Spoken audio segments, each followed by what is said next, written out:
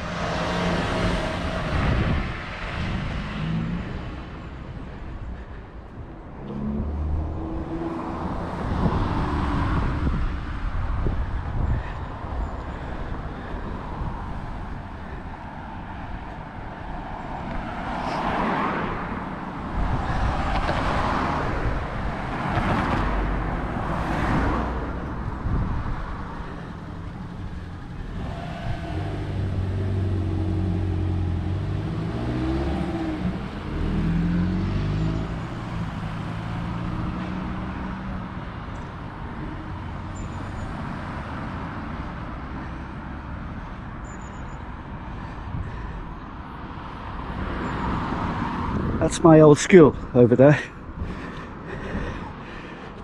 Briar Road. Used to be Beaconsfield Street School. And Beaconsfield Street, Church of England.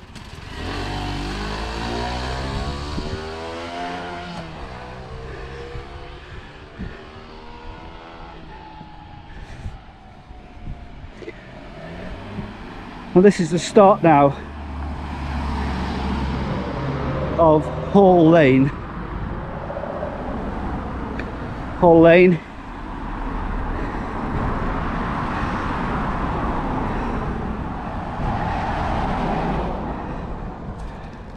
Used to go down here, and to the left there, on the corner of Hall Lane and now what is Manchester Road, is used to be where Prescot Hall used to stand. All of this land here was part of the estate with outhouses and stuff. I've got a photograph, or a few photographs from 1929, just before it was demolished for the expansion of the BICC, because the BICC took all this land over. Before that, it was still there, and this road pattern here has been here for hundreds of years, certainly since 1592. So the roads we're following are very much the ancient Prescot roads, township roads. This is the second part of the Prescot Town Boundary Walk, which is a medieval walk that I've actually researched, and it's as near to the town boundary as I can make it, basically. This is it's based on a map from 1592, and I'm trying to retrace the Elizabethan boundary walk as it would have been known by William Shakespeare, if William Shakespeare had have come to Prescot. Of course, today is William Shakespeare's birthday, and it's also St. George's Day, so if you're English, happy St. George's Day, and if you're not English, don't worry about it. If you turn the camera around, you can see Manchester Road goes down here, and it also goes down there, and Yeah, Prescot Church is over there. So yeah, it's the boundary walk. It's the Shakespeare, if he came to Prescot in 1592, which it said he did come to Prescot in 1592, well, between 1585 and 1592, and in 1589 he actually wrote Midsummer Night's Dream, apparently for the 4th Earl of Derby's daughter's wedding. So this is the second part of the walk now. Now, you may have realised that this walk actually follows the contours of Prescot Hill. You may or may not know that Prescot is built on a hill. It's a very shallow hill, but this walk actually follows the contours of the hill at the base of the hill. It rises gently when you go up the Brew, up to Eccleston Street and Marketplace. So yeah, we're going to take it down here and we're going to have a look at what we can see. Okay, what we're going to do now is we're going to cross over the road here and go down Manchester Road. So I'm going to have to cross over here, making sure I don't get run over.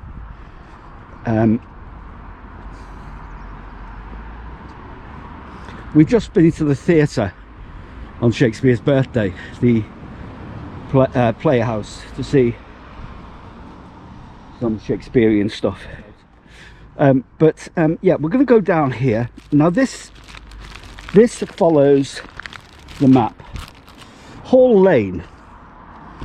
Now that's where the hall would have been, and there's a lovely engraving from, I think it's 1747, done by William Winstanley, of a view of Prescot. It's called the Prospect of Prescot, looking over to the church.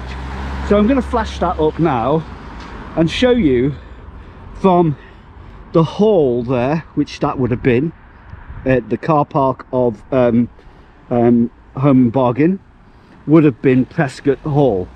And looking over there to the church, I'm going to show you that engraving now. And so you can see how rural Prescot is and how much it's changed. Imagine that everything you see didn't exist in William Shakespeare's day in 1592. The only thing that does exist are the road layouts, right? So the roads that we're going down now, on the left here is the Prescot Township. On the right is Wiston Township. So this is the dividing line. This road is the dividing line, and the field here, this bit, would have been known as Little Highfield.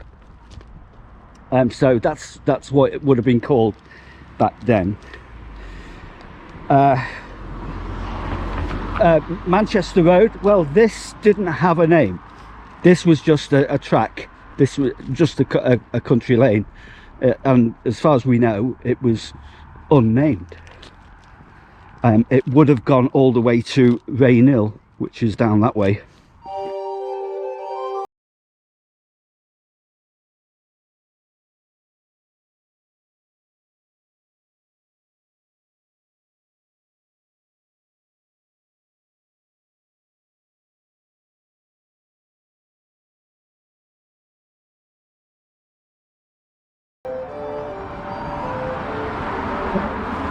All that ahead there is the Wiston Township of Wiston. We're going to turn left now down Bridge Road, which also didn't have a name.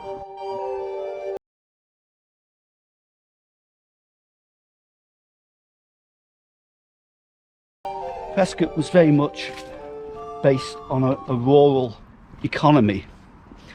And this township is the smallest of townships in the parish of Prescot. But it didn't need to be that big, because if you look back on a previous video I did about the Tithe barns, Prescot made its wealth from the parish of Prescot, where farmers and agricultural workers had to give 10%. Tithe actually means 10% of their crops to the parish, and then that accumulation of tithes that were paid, is a kind of form of rent, was then sold off, and the parish became very rich. The mother church of St Mary's on the hill in Prescot, it was very important in the lives of the Tudors, and before that in medieval England. It was a Roman Catholic settlement. It was a Roman Catholic church before it turned to Church of England,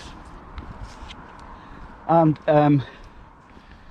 it was kind of, that's where all the wealth of Prescot came from. That's why when they say, well, Prescot was bigger than Liverpool, well, yes, it was. It was much bigger than Liverpool. I'm going to do another vlog on the parish of Prescot, but in this one we're just concentrating on the township. And it's amazing how such a small township can control such a big area. It was so important to southwest Lancashire. It was the biggest township, it was the biggest parish in southwest Lancashire, that Henry IV actually donated the parish of Prescot to King's College, Cambridge. So all the land around here was owned by King's College, Cambridge, and the wealth that was created in Prescot went to build the college and to fund the college in Cambridge. Very important place. There were certain benefits also to the people of Prescot. There were certain rights that they had that people outside the parish didn't have. So it worked both ways, but it was a very wealthy rural agriculture. Well before the Industrial Revolution, by the way. It was yeah, a lot of people worked on the land outside of Prescot, and they would come into Prescot to enjoy themselves, and that's why in Elizabethan times it had approximately, within the township, about 40 pubs and entertainment places and a theatre, because all the farm workers would come in and have a good night out in Prescot. It became known as a drinking town, and it was the strange thing about it was that the people who actually lived in Prescot, because there was only, in 1592, there was only about 400 people who actually lived in the parish of Prescot. 400 people. That was considered a big town, by the way. The towns varied in sizes. You could get up to 2,000 people living in a massive town, but 400 people was quite substantial, and most of them people actually didn't work the land. Most of them people were engaged in other forms of industries, like metalworking, like pottery, shopkeeping, owning pubs, brewing, all kinds of things like that, building houses. That's what the townsfolk inside of Prescot did. The visitors, on the other hand, all the farm workers around the township, well, they were farm labourers, agricultural workers. They're the ones who brought in all the money. So I suppose it's a bit like tourism. It's medieval tourism of its day. You know, you have to make the towns interested enough for people to want to come in. So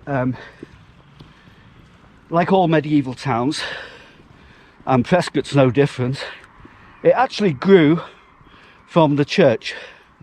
It was called, originally it was called Churchley, which was an opening or clearing within a woodland with a church in it, and that's what the original name of Prescot was. Now, as we go down Bridge Street towards Warrington Road here, on the left here was known as Cockshoot Meadow on the left, and behind Cockshoot Meadow was Hillock Meadow. Hillock gave its name to Hillock Street, which later became Kemble Street, named after John Philip Kemble, who was born in Kemble Street. Again, on the right, it's Wiston. Don't think that's Prescot, because it's not. That's Wiston. But Wiston was still one of the parishes of Prescot. It's one of the places where Prescot made its fortune, really, in the day. Back in the day. So we're coming up to a fork in the road now, and this has been here possibly for 1,000 years. This road has been traversed and used for that long.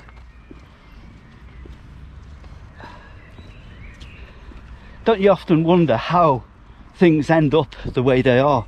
You know, why is this road here and why is that road there, and why do you have a cut through going there? Well, it's usually because it's historical. People are creatures of habit. They like to go the same way every day. They like to go through these fields and take their carts through the fields to work or to trade. These are trading routes usually. So I'm just looking at the map now.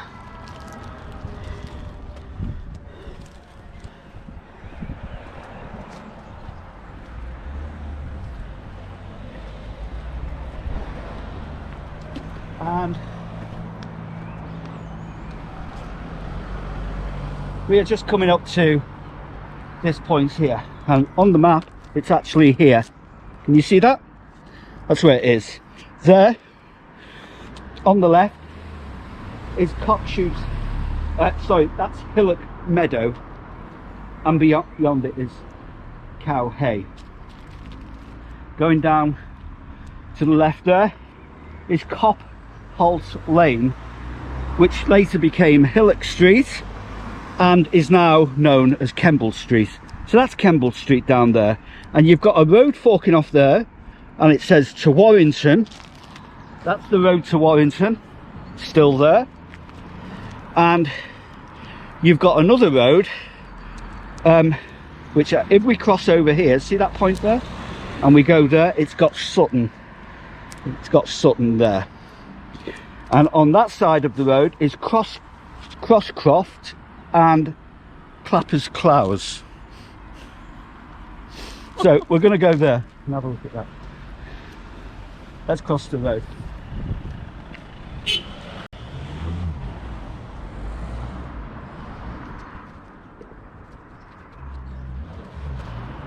So we're on this is like a track, but it's actually St James's Road. So this would have been like a dirt track cutting across here of two main roads.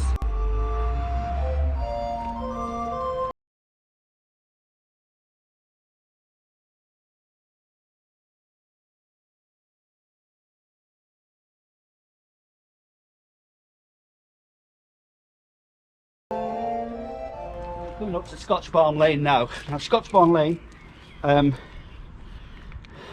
down there is Cophill Lane, which is again part of Kemble Street now. This is Scotch Barn Lane, and this is the main road to Sutton, in what is now the borough of St Helens, but in Elizabethan time that was still part of Wiston. Clappers Clowes is here. That's a field called Clappers Clowes. I don't know why it's called Clappers Clowes. It's a weird name, isn't it? And then Crosscroft was next to there. And then further on you've got Middlecroft and Browncroft. So these are all crofting meadows. Farming, very important. Probably the most lucrative industry in Elizabethan times was the food industry, feeding people. It's very important, as it is today.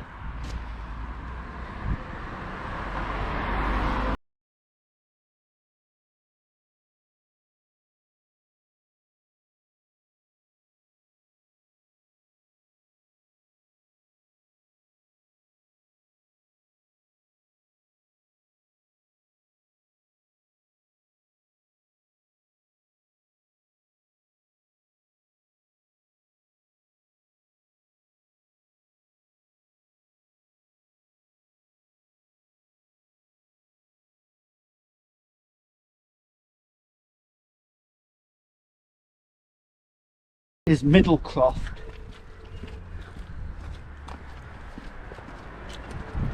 Just a brick wall nowadays, but I bet it was lovely at one time. So idyllic. Cows grazing in the fields, little stone brick walls, little farm outhouses, birds singing, skylarks, all kinds. Yeah. Skylarks would have a hard time today, wouldn't they, coping with all this? So technically now, I should go down that road and turn left at the top of Brown's Croft. Unfortunately, I can't do that because there's a house there, and that has been blocked off. So what we're going to do now is go round by the old watch factory and to the end of Albion Road, and we're going to continue the walk from there. So let's have a look at that. So I'm trying to take you on as close to the boundary walk as I can. So we're going down Oliver Line Road. I'm going to do a time lapse.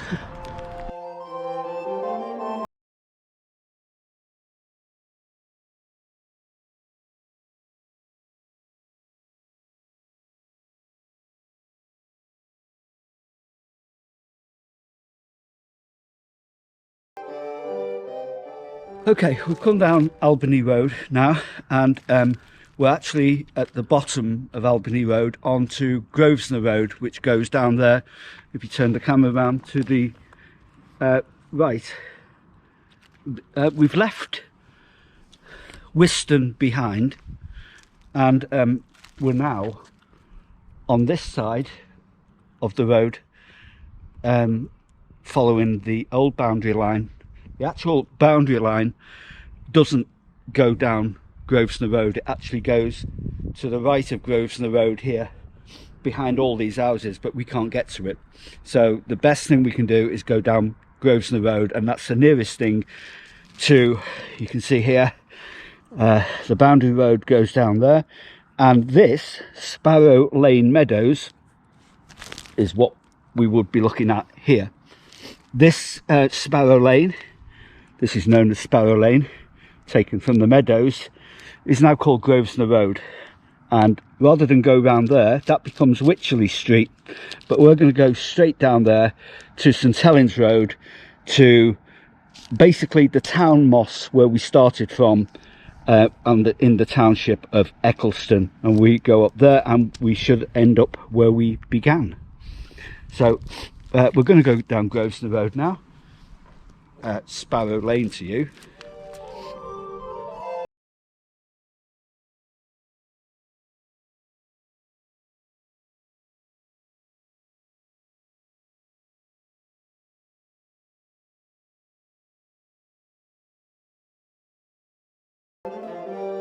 So to the left here of Sparrow Lane, this over here where these houses are now, was Clay Pit Hay. Clay Pit Hay. Further back was Sparrow Lane Acre, and at the end of Sparrow Lane here, on the left again, is Farcroft. Again on the right, Sparrow Lane Meadow, and then the boundary line, which is just behind these houses here, which was the borough or the township of Eccleston. The light's going now. It's nice at sunset though. It's quite pleasant. And we'll walk down here to the end till we get to St Helens Road.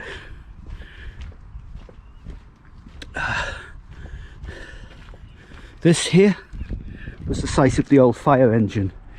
You may have seen my vlog on Up Street Any Roads,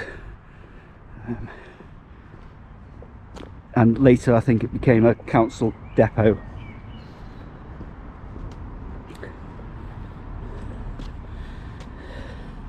So this road wasn't here in Elizabethan times, this bit of the road anyway.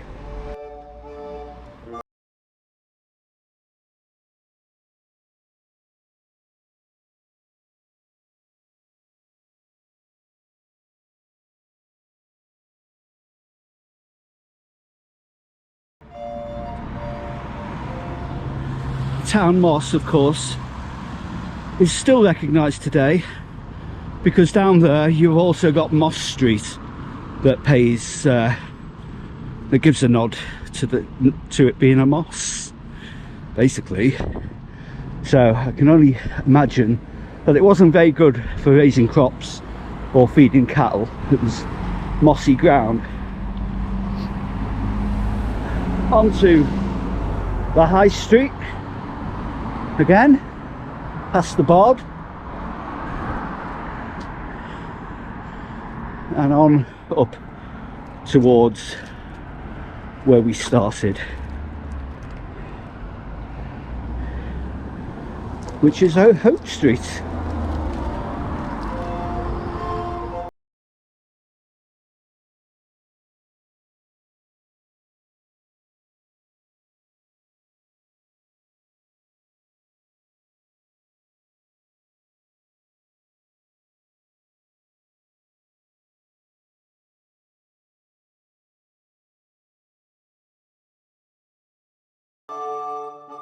There we are, back to where we started, on Hope Street. Yeah, I hope you've enjoyed this walk. If you want to do it yourself, I'll leave details in the description of this video. And yeah, it's been fun. We did it in a couple of hours. I'd say it was about 4-mile walk. With a play in between. With a play in between. Well, a series of... Yeah, we went to the theatre in between, that's why the light's going. So we spent 2 hours in the Shakespeare North, and we came out into the second part of the walk. If you've enjoyed this video, please click the like button, click the notifications,